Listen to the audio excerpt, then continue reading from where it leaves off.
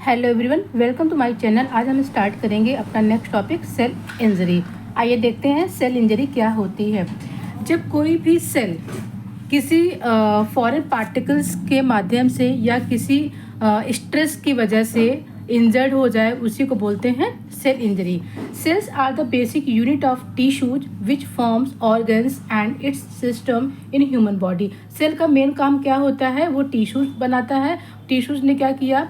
Organs बनाए। Organs ने क्या किया? सिस्टम बनाया। और पूरे सिस्टम ने क्या किया? Human body. अगर आपकी सेल ही इंजर्ड हो जाएगी तो क्या आपकी बॉडी डेवलप हो पाएगी? इसलिए आइए जानते हैं कि सेल इंजरी होती क्या है। तो cell injury is defined as effect of variety of stresses. जब आपके सेल पे बहुत ज़्यादा वैरायटी ऑफ स्ट्रेसेस पड़ने लगते हैं तो that cause changes in cells. तो होता क्या है? आपका जो सेल होता है वो चेंज होना शुरू हो जाता है in internal as well as external environment. तो क्या होता है? इंटरनल और एक्सटर्नल इन्वायरमेंट में चेंजेस करने लगता है। The cellular responses to stress depends on variety of factors and also the cell injury can be either reversible or irreversible। ये डिपेंड करता है कि आपका जो स्ट्रेस है वो किस तरीके का है। तो आपका जो सेल इंजरी हुआ है वो रिवर्सिबल भी हो सकता है और इरिवर्सिबल हो सकता है।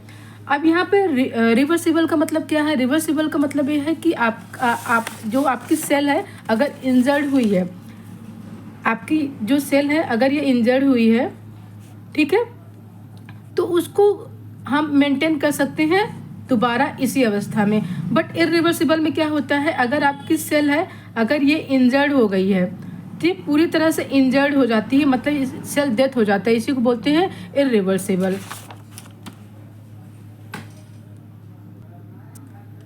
जैसे यहाँ पे क्या है? आपका एक नॉर्मल सेल है, ठीक है, यहाँ पे दो फॉर्म क्रिएट कर रहा है, एक एडॉप्टेशन क्रिएट कर रहा है, एक सेल इंजरी क्रिएट कर रहा है। अब यहाँ पे क्या किया? एडॉप्टेशन उस कंडीशन में क्रिएट करेगा जब उसे मॉडरेट स्ट्रेस दिया, मतलब जो स्ट्रेस था वो थोड़ा सा कम था।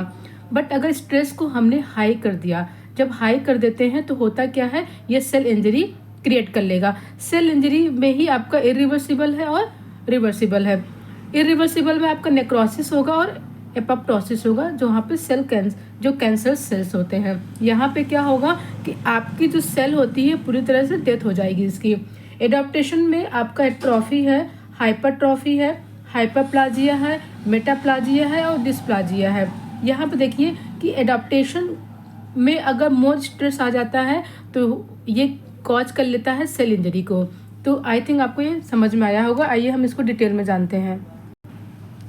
सेलुलर एडॉप्टेशन में क्या है कि cellular adaptation is a process of any cell to survive in any opposite और एडवर्स सिचुएशन। सेलुलर एडॉप्टेशन जो अभी हमने क्लासिफिकेशन देखा है कि क्या होता है कि ऐसा सेल जो किसी भी एडवर्स या अपोजिट सिचुएशन में अपने आप को सर्वाइव करा ले। दीज आर द टेम्परेरी, ये टेम्परेरी भी हो सकता है या परमानेंट भी हो सकता है। Changes in the shape, size और टाइप ऑफ सेल। ये जो आपके जो चेंजेज हो रहे हैं एडॉप्टेशन, ये आपके हो सकता है परमानेंट या टेम्परेरी। आपके सेल का शेप, साइज या टाइप ऑफ सेल चेंज हो जाए, लेकिन ये फिर भी अपने आप को एडॉप्ट कर लेता है नेचर के अकॉर्डिंग। एग्जाम्पल में इसी को बोलते हैं एट्रोफी, हाइपरट्रॉफी, हाइपरप्लाजिया। एट्रोफी में क्या होता है? आपका सेल का जो साइज है नॉर्मल से थोड़ा सा बड़ा हो जाता है। हाइपरट्रॉफी में क्या हो रहा है कि ये एट्रोफी में आपकी जो सेल थी उसकी साइज छोटी हो रही है। हाइपरट्रॉफी में जो सेल थी आप नॉर्मल कंडीशन में और उसकी साइज क्या हो रही है? बढ़ जाती है। ये होती है हाइपरट्रॉफी। हाइपरप्लाजिया में क्या होता है? सेल की संख्या बढ़ने लगती हैं।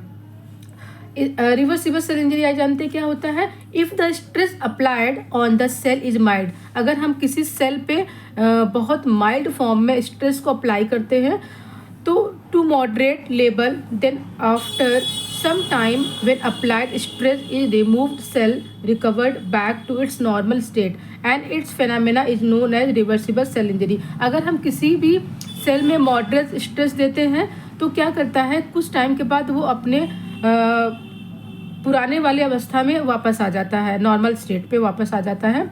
उसी को बोलते हैं रिवर्सिबल सेल इंजरी। नेक्स्ट आपका है इरिवर्सिबल सेल इंजरी क्या है? If the stress applied on the cell is very severe level, जब हम किसी भी सेल पे बहुत सीवियर लेवल पे स्ट्रेस को अप्लाई करते हैं, then it may leads to cell death, जिसकी वजह से आपकी सेल क्या होती है, डेथ कर जाती है।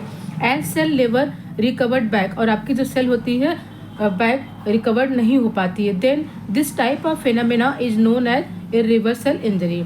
इटियोलॉजी क्या है या फिर कॉजेज ऑफ सेल इंजरी क्या है? There are variety of causes stress which can cause cell injury. They can be mainly classified into two classes: genetic causes and acquired causes. Genetic में क्या है, जो जीन के माध्यम से हो रहा है, यहाँ पे जो होता है जो जीन्स की साइज, शेप और संख्या क्या होगी, वो घटेगी या बढ़ेगी। एक्वायर्ड में क्या होता है, जो बाहर इन्वायरमेंट की वजह से जो चेंजेज आ रहे हैं। आइए हम जानते हैं इसको डिटेल में। जेनेटिक कॉजेज क्या है? When cell injury occurs due to defect in genes. ठीक है, यहाँ पे जीन्स के डिफेक्ट की वजह से जो सेल इंजरी होती है या फिर chromosomes, then these type of causes are known as genetic causes. ठीक है, इसमें क्या होगा, जो जीन्स है उसमें जिस सेल इंजरी होगा या फिर जो क्रोमोसोम्स हैं वो क्या होते हैं, डिफेक्ट हो जाते हैं, इसी को बोलते हैं जेनेटिक कॉजेज। ये फॉलोइंग टाइप्स होते हैं, यहाँ पे देखिए डेवलपमेंट डिफेक्ट है, साइटोजेनिक डिफेक्ट है, सिंगल जीन डिफेक्ट है, मल्टी फंक्शनल इनहेरिटेंस डिसऑर्डर है। आइए हम जानते हैं डेवलपमेंटल डिफेक्ट्स क्या होते हैं।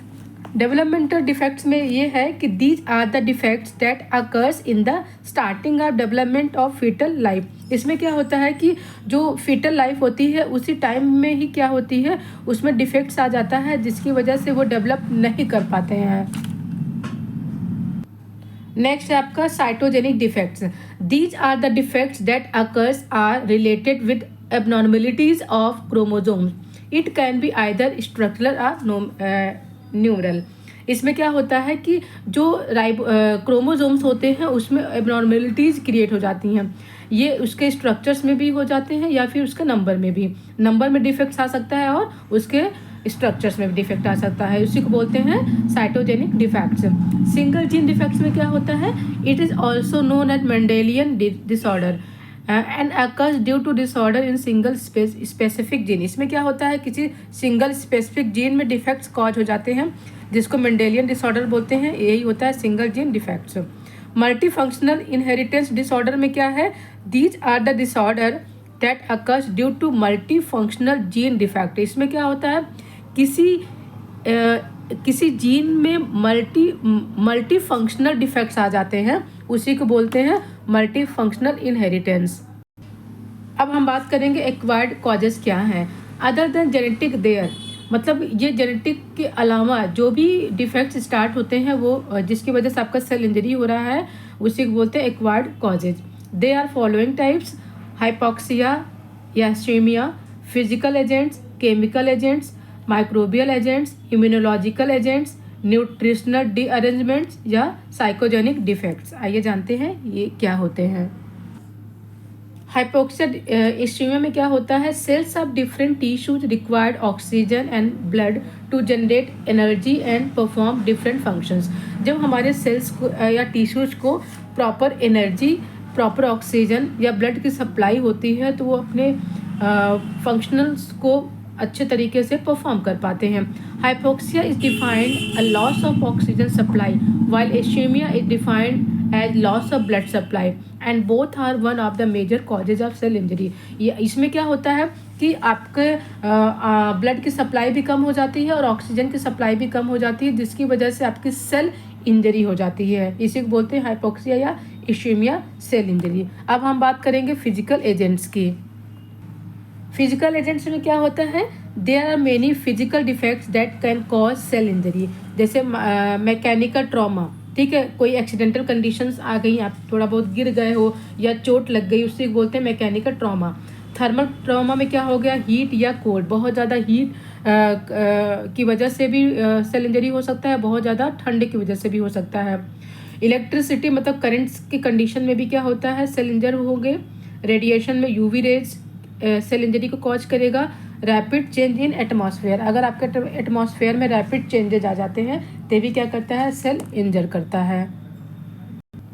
देन हम बात करेंगे केमिकल एजेंट्स की। Following chemical defects can cause cell injury. Chemical जैसे अगर कोई पर्सन ने पॉइजन लिया है, जैसे साइनाइड है, आर्सेनिक एक्सेट्रा, स्ट्रॉन्ग एसिड या बेस लिया है, H2SO4, सोडियम हाइड्रोक्साइड और HCl वगैरह ले लिया है, इन्वायरमेंटल पॉल्यूटेंट्स बहुत ज़्यादा ही हो गई है, पेस्टिसाइड या इंसेक्टिसाइड्स क्रिएट हुए हैं, हाइपरटोनिक सॉल्ट, अल्कोहल या निकोटिनिक ड्रग्स का यूज कर रहा है। नेक्स्ट आपका है microbial agents. Various microbial agents like bacteria, fungi, virus, protozoa, parasites etc. can also cause defect in cellular functions and responsible for cellular injury. Microbial infections भी क्या होते हैं, सेल को डैमेज करते हैं। नेक्स्ट आपका आता है इम्यूनोलॉजिकल एजेंट्स। इम्यूनोलॉजिकल एजेंट्स आज समझते हैं क्या होता है।